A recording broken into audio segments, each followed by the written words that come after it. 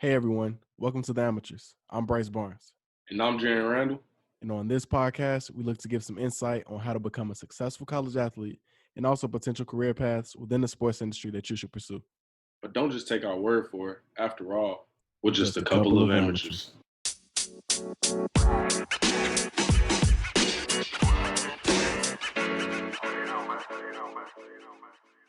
Hi, everyone. Welcome to another episode of The Amateurs. Today, we had the privilege of speaking with Harvard alum Kirby Porter, who was a trailblazer for young women breaking into the sports industry.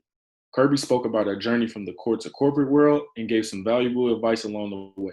Also, if you haven't already, be sure to like, subscribe, and leave a review. Without further ado, let's get into it. Hi, Kirby. Thank you for joining us today. How are you? I'm doing well, just quarantining in a new location. Right. The tables have turned for you today. I mean, you're usually the one doing the interviewing, but, now the roles have switched. So thank you again for joining us. Yes, of course. It's always weird being on the other side. So we'll see how it goes. Right.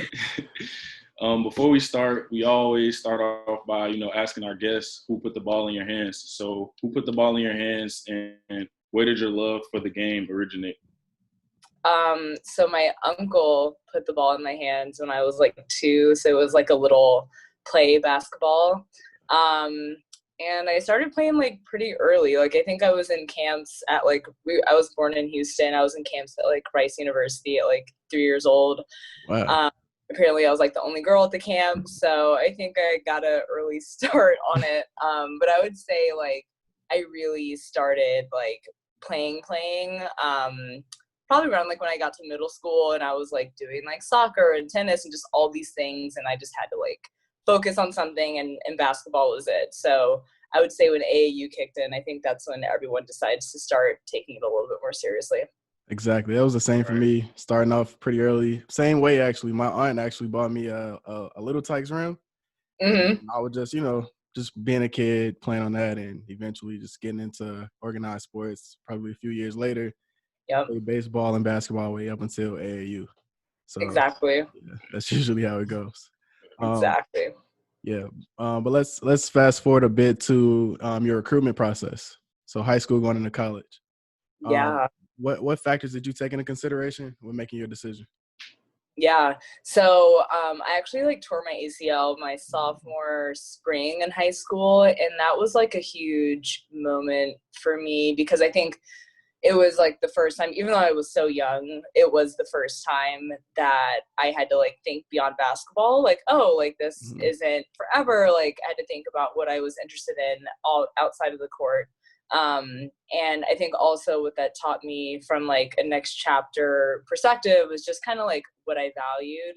And I think going into recruiting process, that sophomore spring, I was well, my shots at playing D1 are gone forever, but obviously it worked out.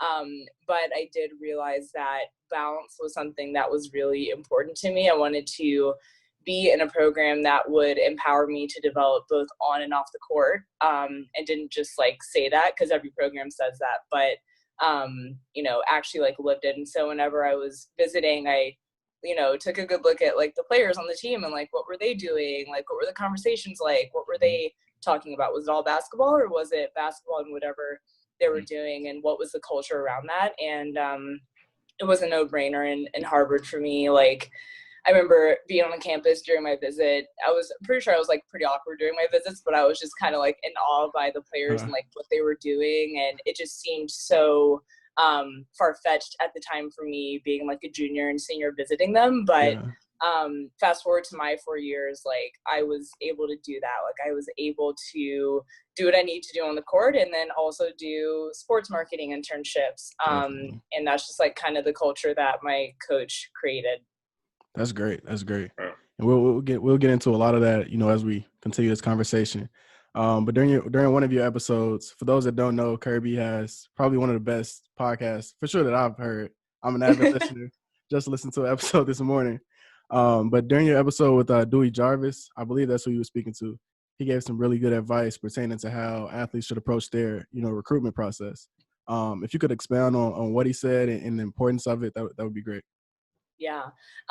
So Dewey, I interviewed him, I think last fall. He played football at Brown.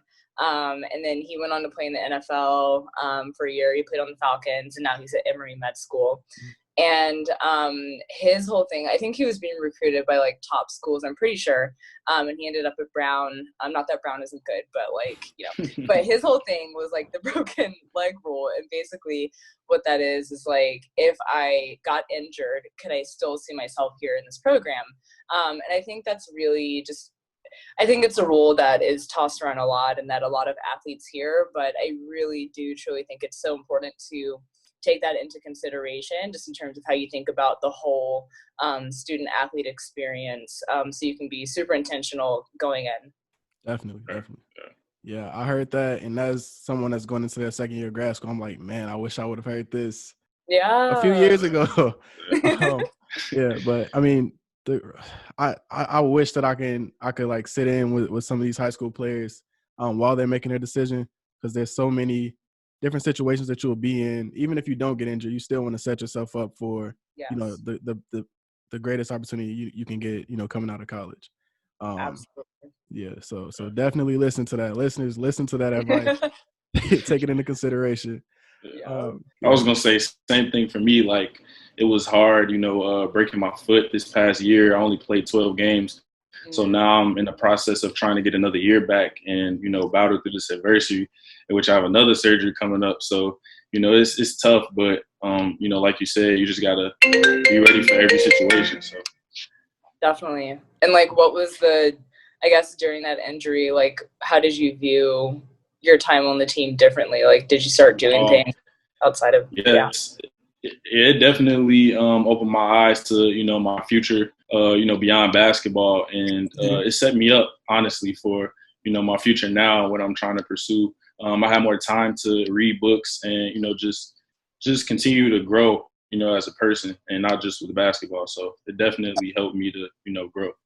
Yeah, I think injuries are a pivotal moment for sure. Every single athlete. Like, I think although it's not what you want in the moment, I think often there's something that you learn coming out of it. It's kind of like coronavirus. Like, when you have your sport taken away from you, who are you? Like, what do you do? Yeah. And whether it's injury or corona or seasons, careers cut short, I think there's something everybody can learn from it. 1,000%. And like you said, when you get your sport taken away from you, who else are you? What else are you? Everyone needs to think about that, because, again, you can't play, basketball or football, whatever you play, you can't play that your entire life. So start thinking about what else you're good at, what else you're interested in and passionate about now. Exactly. You talked a bit about when you first started playing a little bit after 3 years old, but you were, attending camps and you were one of the only girls. So there's currently an epidemic going on regarding young women in sports and their, just them playing sports. According to the Women's Sports Foundation, girls are 2 times more likely than boys to quit playing sports by the age of 14, which is unfortunate because all 3 of us know firsthand how impactful sports can be for young people. So for you, could you speak more to how important basketball has been for you? Yeah, I mean, it's been everything. Like, one of the reasons I started Court to Corporate was graduating and kind of having that moment that every athlete has, that kind of now what moment. I think no matter how quickly you think you can move on from a sport, you're going to have it. And I think for me, it kind of came after all the dust settled of the summer and I was into my job and I was into the flow and I was trying to think about what would this next chapter be. I think athletes are so geared to think about what's next when they end their sport. It's all about the next chapter. It's all about life after sports, that often we don't check the first box of thinking about that foundation, and we just close the door on athletics as if it didn't provide any value for us to kind of navigate this next chapter outside of the skill sets that we hear all the time, like the cookie cutter, like I'm great at teamwork, I'm great at time management, discipline, just all these things that are honestly the bare minimum of what you should be doing in the workplace. And like what really matters in your career is like, who are you? Because you kind of have to chart your own path. After sports is the first time, like, yes, we're great at time management, but after sports is the first time where you're not put into a very clear pipeline. Like since 3 years old, since 3rd grade, I was in AAU, trying to get to, a great AAU team in high school. I was playing in high school, trying to get to play D1 basketball. I was playing D1 basketball, trying to get an Ivy League championship every year. And it's like, as an athlete, that end in mind is always very clear because it's always rooted in who you are. And to get back to your question, I think being an athlete, what I realized when I went through my whole process and kind of mini identity crisis was that being an athlete actually provided a foundation for my career in that moment. And still today, it informed what I was passionate about. I always said I was interested in sports, but, what else? Like, in sports. I'd done a few internships. Luckily, I dibbled and dabbled in some extracurriculars, but it was kind of like, okay, what does that mean for me in my career? And kind of looking back on my athletic experience, it really opened my eyes to like that summer when I tore my ACL. I was able to do a little shadowing at the NFL Players Association, and that kind of showed me this angle of being able to stay close to sports and athletes through my work. And so that kind of empowering athletes angle, which I carry through a lot of what I do today, was through basketball, even in terms of like how I approach my career. Like going back to basketball, my torn ACL, from that, it kind of informed like my values and what I wanted in this next chapter. I wanted to be an athlete that was more than just basketball, before being more than an athlete was a thing. And I think even when I first graduated, I kind of bucketed and structured my life in the same exact way. Like going to work was like going to school. And then like I had always had my workouts. That was like going to practice. And there was this like underlying itch to like create that new both for me in this next chapter. And that both eventually became like growing as a marketer and also growing my passion in court to corporate. So there's just like so many things that basketball has provided me, from my passion to how I approach my career, mentorship, like the being a part of like Harvard women's basketball has like meant everything to me. And so, yeah, I want more athletes to know that, just in terms of like how much value they can gain from their athletic experience, and that you don't have to start from scratch. Definitely. That's a great answer. Yeah. Well, let's talk about your experience at Harvard. Can you share some of your experiences on and off the court? Yeah. It was really fun. What else? Yeah, I mean, on the court, like, honestly, like the first year was like a challenge. I think it was a challenge record-wise.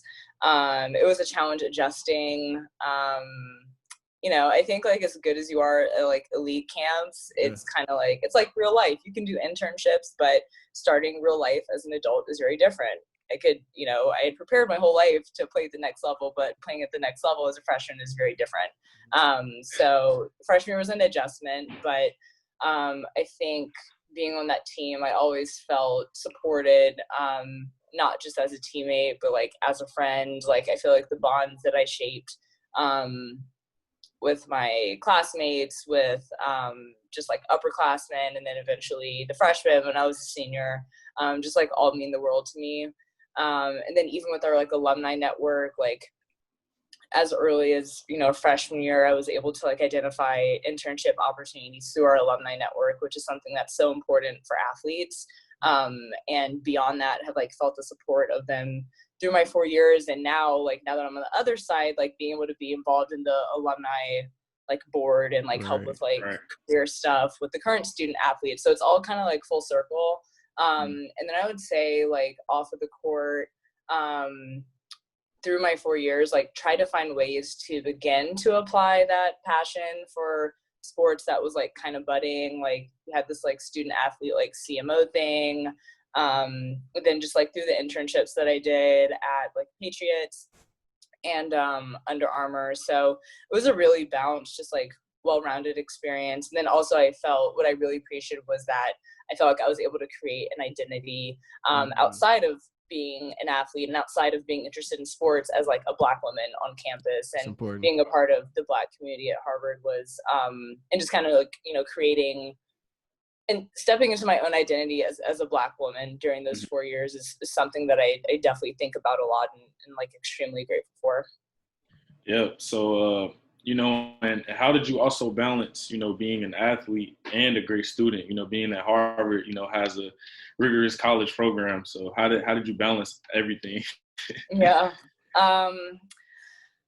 I honestly think once I got over that like hump of freshman year, I was the player that liked the Google Calendar. I was the player that liked like agendas on the road trips. Like I just think it's kind of in the way that I operated, and definitely just like wanted to be super intentional and like making sure I was doing what I needed to do both on the court and off the court. My teammates would often like make fun of me because I would like finish my papers like 2 weeks in advance.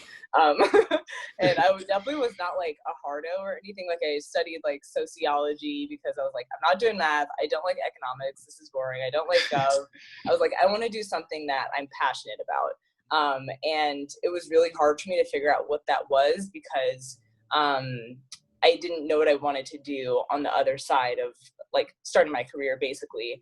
But I came across sociology, and, you know, to me, it kind of, through sociology, it was kind of about like learning about, you know, communities and like what motivates people and like structures and like bigger systems. And it was a lot of storytelling through the work. And I think because I kind of trusted my gut and chose a major that I was passionate about versus like choosing a major just to choose one because like a lot of athletes did it, or that's what everyone that went into consulting or finance did. I felt like I was able to do work that I was like energized about throughout my 4 years. And like, I would find a way to like tie a paper about, I don't even remember like the sociology, like theorist, like, what's his name? I don't know, but I would find a way to tie my papers like back to talking about the dynamic between like the NCAA and student athletes. Right. So I feel like I chose something that I was really interested in. I found a way to kind of infuse what I was passionate about into it. And so that kind of made like bouncing it like not easy, but something where I had like drive in both areas versus like, let me go do my homework. Like, you know, I was like excited to do it. And I think that's a lesson for a career too. And something that I'm very intentional about, just like being super close to like my passion and like what I do in my work as well. So yeah, like I'm glad I learned that early on. Definitely. Right. And just to hit a bit on what you were talking about, I did switch my major as well. I was an exercise science major. So for all you athletes out there, there's nothing wrong with, you know, finding your passion. It might take you a few years or whatever, but I had the same issue, and it's been great, like figuring out, you know, what I want to do now. So yeah, don't be afraid to pivot. You can always change your mind when you learn some new information. Absolutely. And then what is, you know, some advice for the young student athletes who are trying to land an internship? Yeah. I think my biggest piece of advice is just like take the time to like know your story. I think often, well, it's like kind of a chicken and the egg, right? So I think because so many student athletes are unable to participate in internship opportunities because they have to be on campus during summer, during the winter, or the schedule, practice schedule doesn't align, or they can't make a networking event. I think what I've seen is that career often becomes something that's like an afterthought because it's not even within like the realm of possibilities for your 4 years. So I think that's why you see so many athletes go through the 4 years and then look up senior spring and like, oh crap, like what's going to happen next? But I think even the culture is starting to change. Like student athletes are starting to think about it differently. Student athlete development arms within universities are really pushing that conversation. But still, I think the most important thing is to really know your story as an athlete beyond what's on your resume. So beyond the fact that, you know, you like play a varsity sport, beyond the fact that you have skill sets from your sport, like who are you? Because I think it matters when you tell your story externally, just being super firm. And I mean, first of all, I didn't know exactly what I wanted to do as a freshman. So it's not like that you need to know your life plan and exactly what your passions are and what like the 10-year plan is going to look like.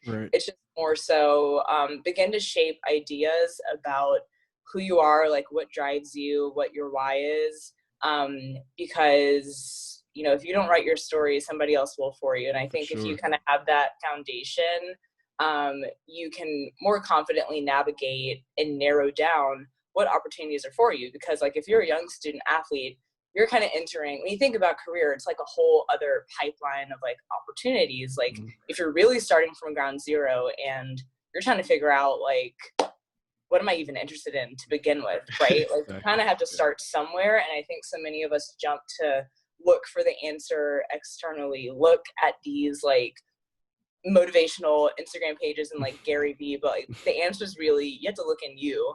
So I think that's my first thing. And then the second thing is like, you know, get creative. I think that's what COVID is teaching us, that, you know, just the importance of kind of having like your own platform, and dare I say like your own brand.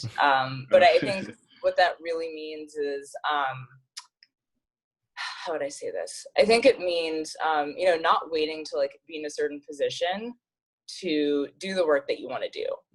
So an example of that, like for me personally, is like court to corporate. Like once I got through my whole process and thing, I realized that I wanted to begin to apply my passion for sports, but I wasn't working in sports at the time. But I started court to corporate anyways, and I was able to begin to build my network in sports. I was able to kind of confidently tell my story that, hey, it's not just that I was a student athlete. I'm a student athlete that's now in my career, that's passionate about helping other athletes in their career, and is really energized about this intersection of athletes and business before I even got to working on the NBA partnership with PepsiCo. And so you can just kind of think about how you can create your own momentum when you kind of take ownership of what you're passionate about and finding creative ways to apply that. It doesn't have to be a side hustle. It doesn't have to be a podcast. It can literally be as small as just knowing like what that direction is and begin to network in that direction, or begin to let your network on your social platforms know that like, hey, like this is like what I'm passionate about. So just like things like that. Yeah, so I would say like those are two things you can control for sure. Definitely. That's some great advice. And to add on to that, we can't, as student athletes, we can't use summer workouts as an excuse anymore. We got to find ways around that. So for me personally, from the time that I finished finals, I think after my sophomore year, so like, you know, that 3-4 week gap I had before we had to return for workouts, I did a 4-week internship at Rock Nation Sports. So just trying to use your time wisely. I could have gone home and chilled for a while, but I found a way to use that time wisely. And part of that was because of the network I have. So again, begin to build your network, begin to even reach out to the sports teams that are in your school's area, and reaching out to see if you could even help them remotely, if you could shadow someone, just trying to get, you know, accustomed to or try to find what you're interested in and build that experience. So that's my advice to you guys. And also, I wrote a blog on this, so it's on our website. I'm probably going to put the link in the description below. Go check that out on how you can maximize your off season. You know, you talked a little bit about the, you know, your court to corporate podcast, but can you tell us, you know, the mission behind it? So court to corporate is all about equipping athletes with the tools to leverage what they know from the game, like the things that actually matter from the game, to succeed in their careers. And I say the things that actually matter because I just think career advice for athletes, at least what I encountered, is a cookie cutter. You've heard me like bash the skill sets like a few times. I just, you know, it's like when you graduate or whatever, whenever that moment happens for you, whether it's because, you know, of a career-ending injury, or it's because of coronavirus and like your season or your career has been cut short, or it's after graduation and you're starting your career, the answers are, or what we're looking for is like so much deeper than like, I know how to work in a team. Like when I was beginning my career, it was like, okay, like I can do the day to day, like I'm good, I'm good on that, but it's more so like the big picture of my career. And so it's really just all about kind of uncovering that athletes have the story and also the strategies to excel in their careers. And I say story, we talked about story a lot, but also the strategies. I think one of the biggest things that's been great with Court to Corporate is that, I've just been able to bring on like a lot of athletes at this point. Like the podcast has been going on for a year and a half, I think. And I think every story brings a different perspective. Every story brings a different way in which the athlete has thought about leveraging their insight and what they know to succeed in their career.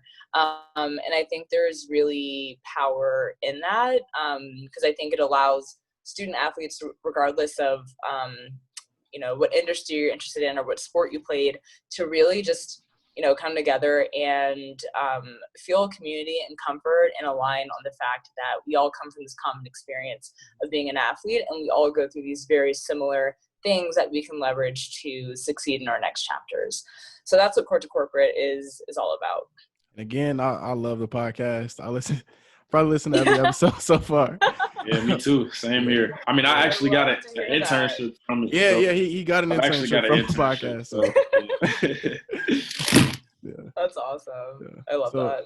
Yeah, so that's also a resource on our website. If you go under resources, you can find the link to our podcast. Check it out. You'll be doing yourself a favor. I promise you. I won't send you off. Yeah. But you spoke a bit about, being able to work for PepsiCo in their, hoops and NBA partnerships division.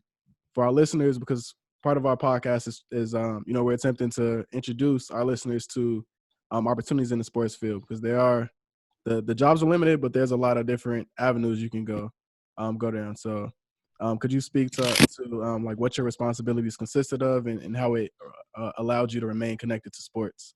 Yeah, of course. So actually the first thing that I'll say is just kind of advice on like how to get into the sports industry.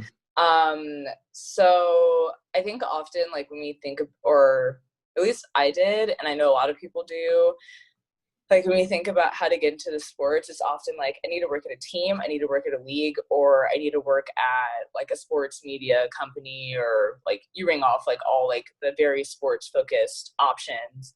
And I think it's really important to think like creatively about different ways to get into sports, because I can speak about my journey, but I think there's like, you can go work in like tech and like build up skill sets and a network in that area, and also have the opportunity to work in sports. You can go work in brand marketing like I did, and build skill sets in CPG, and like brand management training, and also be able to work in sports, and then go do what you want to do.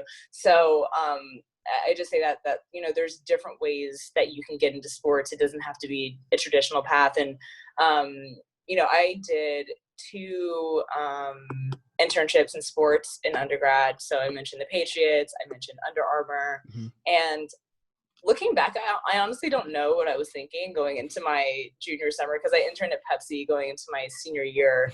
And like, you would think that I would like apply for something in sports, but I honestly think I kind of fell into like the Harvard trap. Like everybody goes to do consulting, and they got their offers as a freshman for full time, or like they go do finance. They also got their offers as like a freshman or a sophomore for full time. And I kind of felt that like I want to be on like a track almost. And I almost did consulting. I'm so glad that I didn't.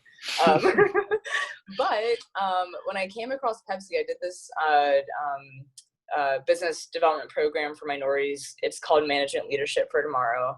And I remember going to the first conference my junior fall, and seeing Pepsi, and I was like, oh, like maybe this would be interesting. Like I had never thought about Pepsi as like an option before I did MLT. And kind of fast forward, like I'm so happy that I did it. Like I did the internship, I loved it.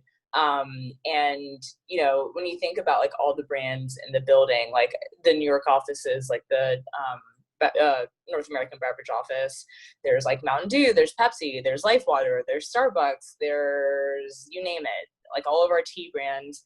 And it's not just marketing beverages. Like you got to think more bigger picture about just kind of the impact that these huge brands have, the partnerships that these brands have in the sports media and entertainment space. And so through my internship, I was really able to see that. It's like, okay, I would come back full time and, kind of be in a rotational program. So what that means is like, I would start in July for 1 year, I'd be on one team, then I'd rotate to the next team. And I really love that aspect of it. I kind of thought of it as like consulting, but like for marketing almost, because you're really able to develop different skill sets. And I really like that idea that like, I know I will be developing in this environment. But to fast forward to like my first year was on the Mountain Dew team, it was an innovation. And then my second year was on the NBA team under like our sports media and entertainment team. And basically my role was kind of thinking about our team and like player strategy basically. So our partnership was like led with Mountain Dew.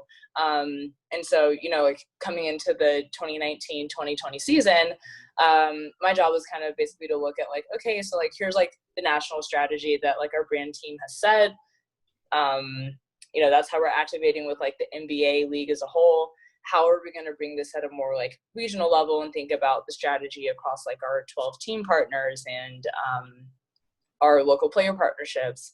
So it was really cool. It was definitely just a huge learning opportunity. Like I thought I knew sports. I really didn't. Like there was just so much for me to learn about the sports industry as a whole. How it worked, how partnerships work at a national level, just like, all these things that I was not privy to. And that, you can really only get through like, well, yes, you can learn about it. Let me not say that, but like being able to get that hands-on experience was like super valuable. So I loved it. It was great. Gotcha. And so you had the Pepsi internship first. This is for me as well, but a lot of interns, they go into the internship. Of course, our objective is to get a full-time role, a full-time offer. And you basically got that. So what did you do? What did you do to stand out or I guess get the offer basically? I put my best foot forward. Mm-hmm. So like I guess my advice is just, like show up, like think about like your career, like your game. Like okay, so like people give me crap because they're like, you're a workaholic. I'm like, I think this is exciting. If you're doing something that you're passionate about, it's like, okay, let's go. It's like another week. Like it's so corny, but it's like another opportunity. Just like, I think I brought that type of mindset to my work. And I think when you can kind of reframe the experience, like whether you're doing something as an athlete, because like what it takes to like be a top performer. That like as an athlete that's like playing at the top level, that there are no shortcuts. That like you have to put the reps in. All these things about like what hard work looks like, what not taking shortcuts looks like, what going the extra mile looks like. And I really felt like I brought that mentality in terms of like how I thought about basketball. That's how I thought about my career. And, so I think this stuff is like exciting, it's like, so I put my best foot forward in the internship. And I think the advice there for student athletes is like, really find the like energy and like motivation in that like this is exciting. It's another opportunity to like perfect your craft, to get better at what you do. It's not just let me do this internship. It's not just let me show, like, if you think about it that way, just like think about your potential, because like you've I think as an athlete, like you've acted on your potential. Like, Gotcha. You know what it means to kind of like take those steps and like, just like think about how your career is literally another opportunity to do that. Gotcha. So our last question, usually for the first few episodes, we came up with the quote of the day, but I think it'll be more beneficial if we ask the professionals if there's a quote or a mantra that you live by and you want to share with the listeners. Crap. Okay, well, there's one that I saw. Oh, actually, no. There's one that I write to myself every day. I started journaling again. Like I started journaling when I first graduated because I was like lost and like needed help. But now I actually journal for like to be like mindful. And one that I write every single day is that like you are on your own path to greatness. And I write that down because I think our generation and like being a young professional in general is like really stressful. It's just like being an adult is just like, you know, it's just like there's so much that you have going on. It's like so much to figure out.